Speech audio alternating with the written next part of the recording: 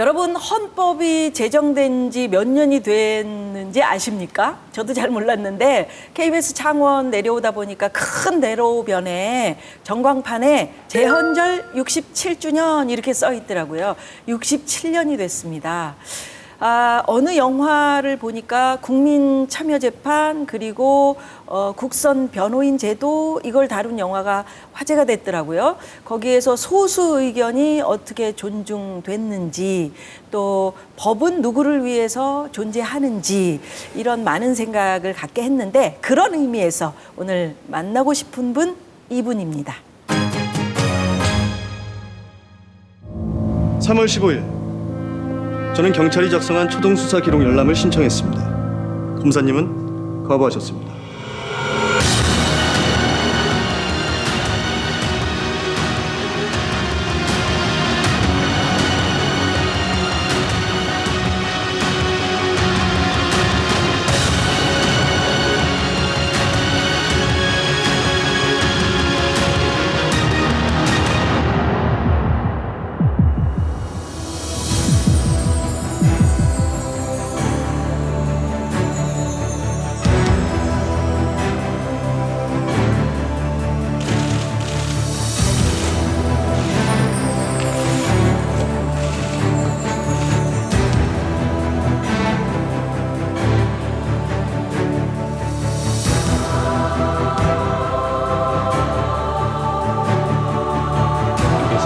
지목을 안 하고 조금 어려운 어떤 문제는 아니기 때문에 그런 사람 비율이 조금 더 높더라고요.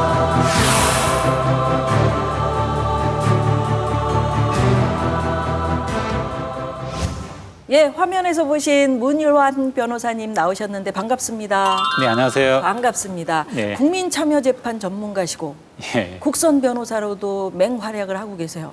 예 그렇습니다. 예, 굉장히 젊으시네요. 탤런트 같으신데. 예, 말씀 감사합니다. 지금 그 국민참여재판 국선 변호사 뭐 이런 그 영화 지금 잠깐 나왔잖아요. 예, 예. 변호사님 저 영화 보셨어요? 제가 좀 일이 바빠가지고 못 보셨고. 예, 보지 못했습니다. 네. 저희도 사실은 그 뭐 국민 참여재판 이런 거 한 번도 참여해 본 적이 없어서 네네. 분위기는 잘 몰라요. 예, 예. 영화를 통해서 저런 거구나 이렇게 느낄 수 있거든요. 예, 예. 직접 참여하시잖아요. 예, 뭐 제가 네. 계속 그 국민참여재판을 2010년부터 현재 6년 동안 네. 약 40여 건 넘게 해오고 있습니다. 그래서 그런 분위기라든지 그런 네. 거는 사실 영화를 보지 못했지만은 어떠한 분위기로 흘러갈 건지는 제가 좀 예. 예상을 할 수 있겠습니다. 예. 그럼 현장 분위기 좀 얘기해 주세요. 어떤가요? 일반 분들이 재판 자체를 되게 딱딱하게 생각을 많이 하십니다. 어떻게 보면은 그동안 법정이라는 곳이 사실은 공개 법정임에도 사실은 자기랑 전혀 상관 있는 사람들만 왔었지 전혀 상관없으신 일반인들이 오시기에 좀 문턱이 높았던 네. 그런 이미지가 있는데 네. 참여재판은 이제 기본적으로 배심원들이나 일반 시민들이 재판에 참석을 하는 거기 때문에 아무래도 기존의 어떤 권위주의적이고 그런 어떤 좀 딱딱한 분위기보다는 아무래도 좀 더 편안한 분위기에서 재판이 진행되는 그런 장점이 있습니다. 네. 근데 그 국민참여재판이라는 게 왜 도입이 된 건지 예. 언제부터 시작이 된 거죠? 예, 그게 이제 그 대법원에서 국민사법참여위원회에서 이제 그 사법개혁의 일환으로서 도입된 건데요. 2008년에 이제 그 법을 개정을 해가지고 그동안은 이제 법이라는 게 특히 재판이라는 게 이제 법조인들, 판사나 검사, 변호인들만 이제 했던 건데 그렇게 하게 되면은 이제 잘 모르는 일반 국민들로서는 뭐 잘 모르니까 네. 뭐 어떻게 보면은 이게 모르는 곳에서 이루어지는 것처럼 오해를 하게 되니까 그럼 일반 시민들도 정말 참석해가지고 재판이 어떻게 이루어지는지 보고 같이 판단을 해보자 이런 어떤 국민의 사법 참여, 네. 민주적 정당성을 위해서 도입된 제도입니다. 그 참여하시는 분은 굉장히 어깨가 무겁겠어요. 그렇죠. 예. 그러니까 막 좀 긴장하거나 그러시지 않을까요?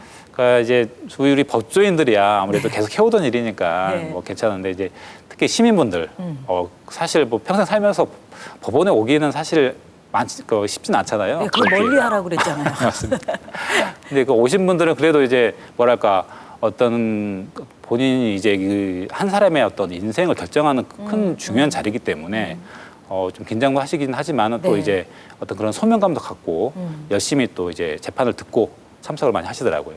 국민이면 누구나 참여할 수 있는 건가요? 네, 그렇습니다. 저도 뽑힐 수 있는 건가요? 당연하죠. 어떻게 뽑혀요? 다만 이제 신청은 아니고요. 아, 이제 그 배심원들을 이제 무작위로 그 관할 네. 법원 내에 살고 있는 사람들에게 무작위로 이제 추출을 해가지고 그 우편을 보냅니다. 네. 무작위로 추출해가지고 그러면 그 사람들 풀 안에서 사람들이 이제 그 법원에 와가지고 그 사람들 중에서 또 선정을 하는 겁니다. 그거 안 가면 안 돼요? 국민 의무입니다. 아, 그래요? 무작위로 예. 추천 당하면 그냥 가야 되네요. 예, 그렇죠. 국민 의무이기 때문에 가셔야 됩니다. 아, 예. 근데 그림자 배심원이라는 게 있다는데 그건 뭐예요?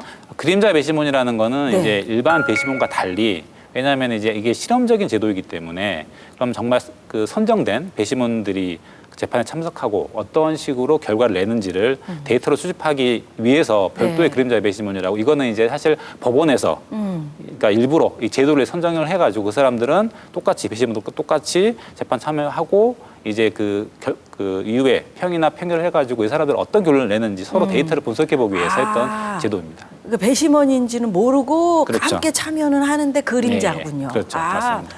얼마 전에 변호사님 저 국민참여재판 예. 참여하셨다고요? 어떤 사건이었나요? 보름 정도 된 것 같은데요. 네. 이제 그 사건은 뭐였냐면은 이제 그 그러니까 피고인이라는 건 재판을 이제 받는 사람입니다. 그러니까 검사가 기소를 해가지고 이 사람 처벌해 달라는 그 피고인인데요. 그 사람이 그 중강도 미수 그러니까 이제 어떤 물건 훔치려다가 네. 이제 발각되니까 그때 이제 그 자기를 잡으려는 사람들을 이제 때려가지고 아유. 예, 그래서 이제 중강도 미수라는 죄로 재판을 받게 되었는데 이제 그 사건을 이제 제가 변호를 하게 되었는데 우리 측 주장은 그러니까 피고인 측 우리 측 네, 주장은 네. 그때 우리는 그 물건 훔치려고 하지도 않았었고 그리고 그때 이제 그 목격자랑 피해자들을 때린 적도 없다 그렇게 해서 다퉜는데 배심원이 만장일치로 피고인과 변호인의 말이 맞다 검사의 주장이 틀렸다 해주셔가지고 무죄가 선고난 사건이 있었습니다. 오, 그렇군요. 예. 그럼 배심원들이 그렇게 평결한 영향력이랄까요? 예. 어느 정도 미치나요? 사실 이제 법상으로는 네. 국민참여재판법에는 이제 그게 공고적 효력으로 돼 있습니다. 아직까지 공고적 효력으로 돼 있어가지고 일반 시민들은 어떤 그 토론을 해가지고 결과를 내서 그 결과를 이제 판사님한테 재판장님한테 알려주는데 그 결과에 대해서 재판장님이 기속될 필요는 없는데 네. 다만 즉 그동안 실무 의뢰를 봤을 때는 거의 19은 배심원 의견을 따라갑니다. 그러니까 권고적 효력이다. 예. 그러니까 뭐 강제적은 아니다. 그렇죠. 근데 이제 그거를 조금 더 강하게 하자 해가지고 예. 현재 이제 공고적 효력을 넘어서 사실상 기속력이라는 더 강한 효력을 부여하기 위해서 현재 법이 네. 국회에 지금 심의 중에 있습니다. 근데 배심원들이라는 게 지금 이제 국민들이잖아요. 예. 법을 잘 모르고 그런 분들이라서 공정성 부분에서 이제 문제 제기를 할 수 있을 것 같아요. 내가 원고나 피고가 됐을 때, 예. 나 저 배심원의 얘기 못 따라요. 예. 이렇게 얘기할 수 있잖아요. 그런 거를 예방하기 위해서 배심원을 선정하는 절차가 있습니다. 다만 이제 아까 말씀드렸듯이 배심원을 무작위로 추출해가지고 그 사람들을 무조건 안 치는 게 아니고요. 네. 우선은 그 선정된 배심원들을 당사자들, 즉 검사와 변호인이 뺄 수가 있습니다. 우리한테 불리하고 부당한 편견을 갖고 있는 사람 같아 보이면은 그 뺄 수 있는 기피 제도가 있습니다. 그런 네. 제도를 통해서 선정을 하는 겁니다. 좀 다른 질문 드리면 변호사님 예. 행복하십니까? 갑자기 그런 괜찮으세요? 말씀하셔가지고 저는 행복합니다. 아, 그래요? 예. 아니, 말씀을 너무 잘하셔서 아유. 변호사 직업이 행복하신가? 딱 맞으신가? 그런 말씀. 네, 원래부터 변호사가 예. 꿈이셨는지. 사실은 또 이렇게 말씀드리면 적절할지 모르겠는데 사실은 네. 제가 꿈은 네. 고고학자였습니다. 진짜요? 역사를 되게 좋아해가지고요. 원래는. 근데 어떻게 변호사님의 길을 걷게 되셨어요? 사실은 저희 아버지가 저희 때만 해도 이제 사법고시를 법대 가면 꼭 치라고 해가지고 네. 그래서 좀 원치 않게 법조인의 길을 오게 됐습니다. 근데 이제 국선 변호사를 하고 계시단 말이에요. 예. 법원이 지정해주는 예. 사건에 대해서 이제 그러니까 변호사를 쓸 수 없는 어려운 분들을 대변해주는 역할을 하시고 계시는 거죠? 예. 예. 그럼 그동안 어떤 분들 몇 분이나 국선 변호인 하셨어요? 제가 원래는 제가 서울에서 변호사 생활을 3년 정도 하다가 네. 일반 변호사로서 생활을 하다가 2010년에 이제 창원으로 내려갔습니다. 내려가지고 현재 6년째 하고 있는데 그동안 제가 맡은 사건이 1000건이 넘거든요. 아유, 그러시구나. 예, 거의 한 1000건이 넘고 그 그 1,000명이 넘는 사람들을 그 변호를 계속 해오고 있는데 아주 네. 많은 다양한 네. 사람들을 많이 변호를 해야 하는데 보통은 이제 아무래도 국선 변호는 이제 변호사를 선임하기 어려우신 분들, 네. 네. 정치적으로 어렵고 또 여러 가지 좀 불편한 분들을 위해서 제가 그동안 사건을 변호해 왔습니다. 아까 변호사님 잠깐 얘기하셨는데 예. 피고 측 변호를 하셨다 그 그러셨어요. 피고인이 그렇죠. 네, 맞습니다. 피고인. 예, 예. 그러니까 뭐 그러니까 원고 측의 변호도 하지만 흉악범이라고 우리가 표현하는 예, 분들 예, 예. 그런 분들 변호도 하셔야 되잖아요. 그렇죠. 예, 맞습니다. 기억에 남는 혹시 사건? 아, 예, 제가 사실 그 아까 말씀 잘 해주셨는데요. 이게 그러니까 결국에는 이제 그 흉악범 이런 하더라도 법상 이제 그 사람들 변호를 해야 되는 게 그 사람 권리이기 때문에 또 저희 의무이고 하기 때문에요. 어떤 사건이 있었냐면은 이제 그 옆방에 살고 있는 그 옆집 살고 있는 그 초등학생 여자아이와 남자아이를 칼로 난도질을 하는 사건이 있었거든요. 이제 칼이 부러지니까 가위로 부러지니까 막 그런 되게 험악한 사실 그런 사건은 제가 너무 저도 끔찍해가지고 현장 사진을 보니까 너무 끔찍하더라고요. 근데 다행히 아이들이 안 죽었어요. 정말 그 하늘에서 정말 이렇게 네, 큰 고맙네요. 복을 내린 것 같은데 그런 사건 하면서도 정말 내가 이런 사람을 변호해야 되나 정말 그런 생각이 들었지만 어찌됐든 하지만 제 직업적 양심에 우선해서 그런 사람들도 결국 자기의 어떤 형사 절차는 보장을 받아야 되기 때문에 변호했던 걸 이게 특히 기억이 납니다. 아 그러시구나. 예, 예. 그러면은 그런 재판 과정이 끝나고 나서도 이제 인간관계라고 하나요? 이렇게 네. 좀 끈끈하게 이어지는 그런 인간관계도 있나요? 제가 2010년, 11년쯤에 변호했던 사건인데요. 그게 네. 이제 그것도 살인미수 사건인데 이 친구가 정신분열증 환자입니다. 그러니까 정신이 온전하지 않은데 나이도 많으신 분인데 그 사람을 후배들이 막 괴롭히는 거예요. 그러니까 너무 화가 난 나머지 이제 그 사람에게 이제 칼을 했는데 제가 봤을 때는 물론 이제 칼로 찔렀기 때문에 너무 나쁘긴 하지만 어쨌든 그 과정이 오죽했으면 저랬을까. 저렇게 또 몸이 아픈 사람을 괴롭힌 후배들이 너무 좀 그렇더라고요. 해서 이제 최대한 변호를 했는데 그 사람이 이제 치료감호라고 현재 그 공주 치료감호소 가가지고 그래서 이제 정신분열증을 치료받고 네. 하고 있는데 계속 저랑 편지 연락을 하면서 빨리 치료해가지고 나올 수 있도록 기원하고 있습니다. 그러시구나. 예, 예. 근데 이제 법을 다룬다. 아까 저희 법원에 가는 것도 무서워요 이렇게 네. 말씀드렸는데 네. 그런 분들은 왠지 이렇게 좀 생각하시는 게 딱딱할 것 같다. 이런 고정관념 같은 게 있잖아요. 우리 그렇죠. 일반적인 정서가 그렇습니다. 예, 맞습니다. 우리 변호사님께 좀 딱딱한 질문을 한다면 예, 예. 법의 정의란 무엇일까요? 아 이거 어려운 질문.